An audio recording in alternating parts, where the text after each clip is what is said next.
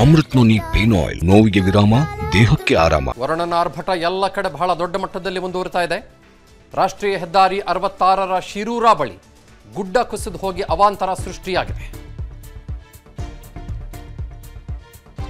ಒಂದು ದುರಂತದ ಮುನ್ಸೂಚನೆ ಅನ್ನುವ ರೀತಿಯಲ್ಲಿ 10ಕ್ಕಿಂತ ಹೆಚ್ಚು ಜನ ಮಣ್ಣಿನ ಅಡಿ ಸಿಕ್ಕಾಕೊಂಡಿದ್ದಾರೆ ಅಂತ ಹೇಳಲಾಗ್ತಾ ಇದೆ. ಶಂಕೆ ವ್ಯಕ್ತವಾಗ್ತಾ ಇದೆ. ಶೋಧ ಕಾರ್ಯ ಮುಂದುವರಿತಾ ಇದೆ.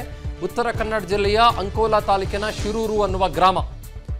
ಒಂದೇ ಕುಟುಂಬದ 5 ಜನ ಮಣ್ಣಿನ ಅಡಿ ಸಿಕ್ಕಾಕೊಂಡಿರಬಹುದು ಅನ್ನುವ ಶಂಕೆ ವ್ಯಕ್ತಪಡಿಸಲಾಗ್ತಾ ಇದೆ. ಮಣ್ಣಿನ ಅಡಿ ಜನ ಸಿಕ್ಕಾಕೊಂಡಿರುವ ಶಂಕೆ ಹಿನ್ನೆಲೆಯಲ್ಲಿ ಈಗ ರೆಸ್ಕ್ಯೂ ಆಪರೇಷನ್ಸ್ ಅಥವಾ ರಕ್ಷಣಾ ಕಾರ್ಯಾಚರಣೆ ಅಂತ ನಾವೇನು ಕರಿತೀವಿ, ಅದು ಬಹಳ ದೊಡ್ಡ ಮಟ್ಟದಲ್ಲಿ ಈಗಾಗಲೇ ಶುರುವಾಗಿದೆ. ಶಿರೂರು ಜಾಗ NH66. ಗಮನಿಸ್ತಾ ಇದ್ದೀರಿ ನೀವು, ನ್ಯಾಷನಲ್ ಹೈವೇನೇ ಸಂಪೂರ್ಣವಾಗಿ NH66 ಕುಸಿದು ಬಿದ್ದೋಗಿದೆ. ಪಕ್ಕದಲ್ಲಿದ್ದಂಥ ಆ ಸಣ್ಣದಾದ ಗುಡ್ಡ ಏನಿತ್ತು, ಆ ಗುಡ್ಡದ ಮೇಲಿಂದ ಮಣ್ಣು ಹಾಗೇನೆ ಕೆಳಕ್ಕೆ ಬಂದ್ಬಿಟ್ಟಿದೆ.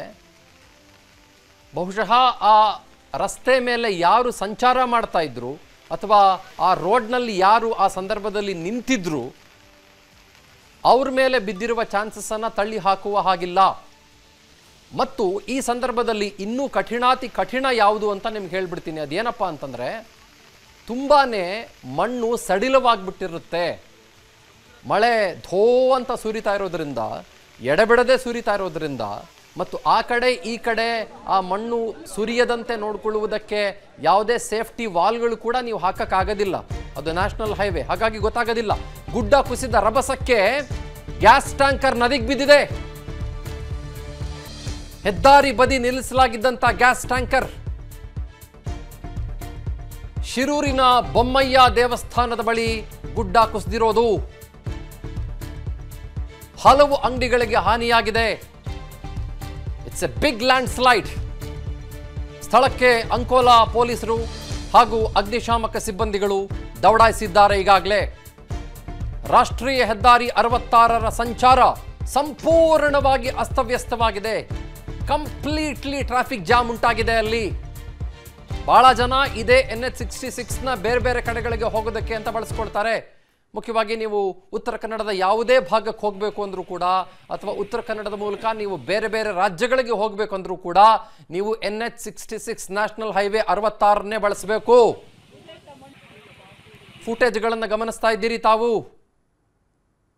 ನದಿಗೆ ಗ್ಯಾಸ್ ಟ್ಯಾಂಕರ್ ಬಿದ್ದೋಗಿದೆ. ಅಂದರೆ ಎಷ್ಟು ರಭಸದಿಂದ, ಎಷ್ಟು ವೇಗದಿಂದ ಬಿದ್ದಿರ್ಬೋದು.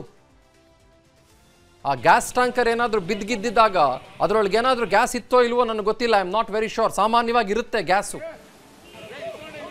ಅದೇನಾದರೂ ಲೀಕ್ ಆಗಿದ್ದಿದ್ರೆ ಇನ್ನೂ ಯಾವ ದುರಂತ ಸಂಭವಿಸಬಹುದಾಗಿತ್ತು. ಸಂದೀಪ್ ಸಾಗರ್ ಮಾತಾಡ್ತಾರೆ, ನಮ್ಮ ಪ್ರತಿನಿಧಿ. Yes Sandeep, more on this please. Yes Chandan Sharma, ನಿಜಕ್ಕೂ ದೊಡ್ಡ ದುರಂತ ಈ ಒಂದು ನಡೆದಿರುವಂತದ್ದು. ಬೆಳಗ್ಗೆ ಏನು ಧಾರಾಕಾರವಾಗಿ ಕರಾವಳಿ ಭಾಗದಲ್ಲಿ ಮಳೆ ಆಗ್ತಿರುವಂತದ್ದು. ಈ ಒಂದು ಮಳೆಯ ಕಾರಣಕ್ಕಾಗಿ ರಾಷ್ಟ್ರೀಯ ಹೆದ್ದಾರಿ ಪಕ್ಕದಲ್ಲಿ ಒಂದು ಅವಘಡ ನಡೆದಿರುವಂತದ್ದು. ಈಗಾಗಲೇ ಕಾರ್ಯಾಚರಣೆಯನ್ನ ತೀವ್ರಗೊಳಿಸಲಾಗ್ತಾ ಇದೆ. ಜೊತೆಗೆ ಸ್ಥಳಕ್ಕೆ ಕುಮಟಾ ವಿಭಾಗಾಧಿಕಾರಿ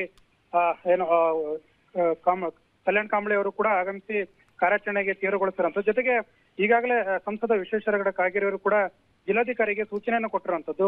ಕುಮಟಾ ಮತ್ತೆ ಅಂಕೋಲಾ ಭಾಗದಿಂದ, ಅಂದ್ರೆ ಈಗ ಏನು ಹೆದ್ದಾರಿಯ ಮೇಲೆ ಏನು ಮಣ್ಣು ಕುಸಿದಿದೆ, ಒಂದು ಬದಿಯಲ್ಲಿ ಏನು ಕುಮಟಾದಿಂದ ಸಂಪರ್ಕವನ್ನು ಕಲ್ಪಿಸಿರೋದು, ಜೊತೆಗೆ ಇನ್ನೊಂದು ಕಡೆಯಲ್ಲಿ ಅಂಕೋಲದಿಂದ ಸಂಪರ್ಕವನ್ನ ಕಲ್ಪಿಸುವ ಮಧ್ಯದಲ್ಲಿ ಒಂದು ಗುಡ್ಡ ಬಿದ್ದಿರುವಂತದ್ದು. ಹೀಗಾಗಿ ಎರಡು ಕಡೆಗಳಿಂದ ಕಾರ್ಯಾಚರಣೆಯನ್ನ ಕೈಗೊಳ್ಳಿ, ತೀವ್ರವಾಗಿ ಕಾರ್ಯಾಚರಣೆ ಕೈಗೊಂಡು ಏನು ಮಣ್ಣಿನಡಿ ಸಿಲುಕಿದ್ದಾರೆ ಅಂತ ಹೇಳಲಾಗ್ತಾ ಇದೆ. ಈಗಾಗಲೇ ಸಂಸದರು ಹೇಳೋ ರೀತಿಯಲ್ಲಿ 7ಕ್ಕೂ ಅಧಿಕ ಮಂದಿ ಸಾವನ್ನಪ್ಪಿರಬಹುದು ಅನ್ನೋ ಒಂದು ಮಾಹಿತಿ ಸದ್ಯಕ್ಕೆ ಲಭ್ಯವಾಗಿದೆ. ಆದ್ರೆ ಇನ್ನೂ ಕೂಡ ನಿಖರ ಆಗಿಲ್ಲ ಅನ್ನೋ ಒಂದು ಮಾಹಿತಿಯನ್ನ ಸಂಸದರು ನೀಡಿರುವಂತದ್ದು. ಹೀಗಾಗಿ ಈಗಾಗಲೇ ಏನು ಮಳೆ ಕೂಡ ಆಗ್ತಾ ಇರೋ ಕಾರಣಕ್ಕಾಗಿ ಕಾರ್ಯಾಚರಣೆ ಕೊಂಚ ವಿಳಂಬ ಆದ್ರೂ ಕೂಡ ತೀವ್ರಗತಿಯಲ್ಲಿ ನಡೀತಾ ಇರುವಂತದ್ದು ಚಂದನ್ ಶರ್ಮಾ. ಇದರಿಂದಾಗಿ ಈಗ ಏನಂತಂದ್ರೆ ಏನು NH66 ಏನಿದೆ, ಗೋವಾ, ಕಾರವಾರ, ಮಂಗಳೂರಿಗೆ ಸಂಪರ್ಕ ಕಲ್ಪಿಸುವಂತ ಹೆದ್ದಾರಿ. ಹೀಗಾಗಿ ಈ ಒಂದು ಮಾರ್ಗದಲ್ಲಿ ಈಗಾಗಲೇ ಏನಂತಂದ್ರೆ ಹುಬ್ಬಳ್ಳಿಗೆ ಹೋಗ್ತಾ ಇದ್ದಂತ ಏನು ಗೂಡ್ಸ್ ವಾಹನಗಳು ಕೂಡ ಇದೇ ಮಾರ್ಗವಾಗಿ ಸಂಚರಿಸಬೇಕಾಗಿತ್ತು. ಹೀಗಾಗಿ ಈ ಒಂದು ಮಾರ್ಗದಲ್ಲಿ ಓಡಾಡುವಂತಹ ವಾಹನಗಳ ಸಂಚಾರಕ್ಕೆ ಅಡ್ಡಿಯಾಗಿರುವಂತದ್ದು ಚಂದನ್ ಸರ್. ಓಕೆ, ಈಗೇನು ಭಾಳ ಟ್ರಾಫಿಕ್ ಜಾಮ್ ಉಂಟಾಗಿರಬಹುದು ಅಂತ ಅನ್ಸುತ್ತೆ. ಯಾಕೆಂದರೆ ತಾವು ಹೇಳ್ತಾ ಇದ್ರಿ ಇದು ಗೋವಾಗೆ ಸಂಪರ್ಕ ಕಲ್ಪಿಸುತ್ತೆ ಅಂತ. ನಾನು ಅದನ್ನೇ ಹೇಳ್ತಾ ಇದ್ದೆ ಮಾತಾಡುವಾಗ. ಬೇರೆ ಬೇರೆ ರಾಜ್ಯಗಳಿಗೆ ಸಂಪರ್ಕವನ್ನು ಕಲ್ಪಿಸುತ್ತೆ, ಸುಮಾರು ಜನ ಹೋಗ್ತಾರೆ. ಉತ್ತರ ಕನ್ನಡದ ಯಾವುದೇ ಭಾಗ ಅಥವಾ ಉತ್ತರ ಕನ್ನಡಕ್ಕೆ ರೀಚ್ ಆಗಬೇಕು ಅಂತಂದ್ರೂ ಕೂಡ ಇದೆ ಬಹಳ ಇಂಪಾರ್ಟೆಂಟ್ ಆಗುತ್ತೆ. ಹಾಗಾಗಿ ಮತ್ತು ಉತ್ತರ ಕನ್ನಡದಿಂದ ಬೆಂಗಳೂರಿಗೆ ಬರಬೇಕು, ಬೇರೆ ಬೇರೆ ಕಡೆಗಳಿಗೆ ಹೋಗಬೇಕು ಅಂದರೂ ಕೂಡ ಇದೇ ಜಾಗ ಬಹಳ ಇಂಪಾರ್ಟೆಂಟ್ ಆಗುತ್ತೆ, ರಸ್ತೆ ಇಂಪಾರ್ಟೆಂಟ್ ಆಗುತ್ತೆ. ಬೇರೆ ಪರ್ಯಾಯ ಮಾರ್ಗ ಏನಾದರೂ ಇದೆಯಾ, ಬೇರೆ ರೂಟ್ ಏನಾದರೂ ಇದೆಯಾ, ಅಥವಾ ಇದೊಂದು ಮಾರ್ಗವಾ, ಹೇಗೆ ಟ್ರಾಫಿಕ್ ಜಾಮ್ ಸಿಕ್ಕಾಪಟ್ಟೆ ಉಂಟಾಗಿದೆಯಾ, ಅದರ ಜೊತೆಗೆ ಸಿಕ್ಕಾಕೊಂಡಿದ್ದಾರೆ 7 ರಿಂದ 10 ಜನ ಅಂತ ಹೇಳ್ತಾ ಇದ್ದೀರಿ. ಮಣ್ಣನ್ನು ತೆಗೆಯುವ ಕೆಲಸ ಹೇಗೆ ಇವಾಗ ಸಂದೀಪ್ ಸಾಗರ್?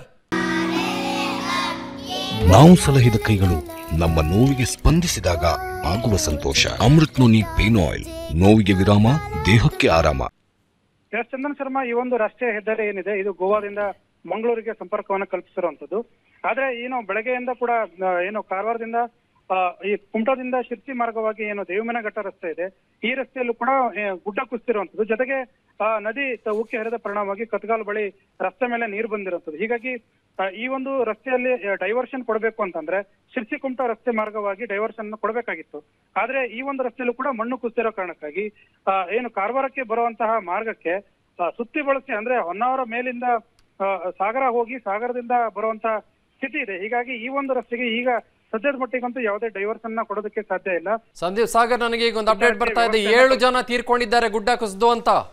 7 ಜನ, 7 ಪೀಪಲ್ ಹ್ಯಾವ್ ಡೈಡ್. ಅದರಲ್ಲಿ ಒಂದೇ ಕುಟುಂಬದ 5 ಜನ, ಇನ್ ಟೋಟಲ್ 7 ಜನ ತೀರ್ಕೊಂಡ್ಬಿಟ್ಟಿದ್ದಾರೆ ಈ ದುರಂತದಲ್ಲಿ ಅಂತ ಗುಡ್ಡ ಕುಸಿದ ಪರಿಣಾಮ. ಸಂದೀಪ್ ಸಾಗರ್.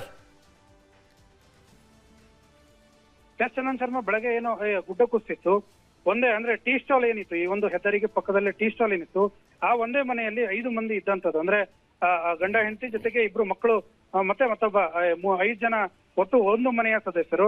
ಜೊತೆಗೆ ಏನು ಹೆದ್ದಾರಿ ಪಕ್ಕ ಆಗಿರೋ ಕಾರಣಕ್ಕಾಗಿ ಟ್ಯಾಂಕರ್ಗಳು ಓಡಾಡ್ತವೆ, ಲಾರಿಗಳು ಓಡಾಡ್ತವೆ. ಈ ಲಾರಿಯ ಚಾಲಕರು, ಕ್ಲೀನರ್ಗಳು ಕೂಡ ಇದೇ ಮಾರ್ಗದಲ್ಲಿ ತಡರಾತ್ರಿ ಏನೋ ಸಂಚಾರವನ್ನ ಮಾಡದೇ ಇರುವಂತ ಸಂದರ್ಭದಲ್ಲಿ ಲಾರಿಯನ್ನ ನಿಂತಿರ್ತಾರೆ, ತಂಗಿರ್ತಾರೆ. ಇಂತಹ ಸಂದರ್ಭದಲ್ಲಿ ಗುಡ್ಡ ಕುಸಿರೋ ಕಾರಣಕ್ಕಾಗಿ ಈಗಾಗಲೇ ಒಂದು ಗ್ಯಾಸ್ ಟ್ಯಾಂಕರ್ ನದಿಯಲ್ಲಿ ಬಿದ್ದಿರುವಂತದ್ದು. ಅದರಲ್ಲೂ ಕೂಡ 8 ಜನ ಇದ್ರು ಅನ್ನೋ ಮಾಹಿತಿ ಸದ್ಯಕ್ಕೆ ಲಭ್ಯವಾಗಿಲ್ಲ. ಅನುಕ್ಷಣದ ಸುದ್ದಿಗಳಿಗಾಗಿ ವಿಸ್ತಾರ ನ್ಯೂಸ್ ಯೂಟ್ಯೂಬ್ ಚಾನೆಲ್ ಸಬ್ಸ್ಕ್ರೈಬ್ ಮಾಡಿ. ಹೊಸ ಸುದ್ದಿಗಳ ನೋಟಿಫಿಕೇಶನ್ಗಾಗಿ ಬೆಲ್ ಐಕಾನ್ ಕ್ಲಿಕ್ ಮಾಡಿ. ಲೇಟೆಸ್ಟ್ ಅಪ್ಡೇಟ್ಸ್ಗಾಗಿ www.vistaranews.com ವೆಬ್ಸೈಟ್ಗೆ ವಿಸಿಟ್ ಮಾಡಿ. ಅಂಗೈಯಲ್ಲೇ ಜಗತ್ತಿನ ಸುದ್ದಿ ತಿಳಿಯಲು ವಿಸ್ತಾರ ನ್ಯೂಸ್ ಕನ್ನಡ ಆಪ್ ಡೌನ್ಲೋಡ್ ಮಾಡಿ.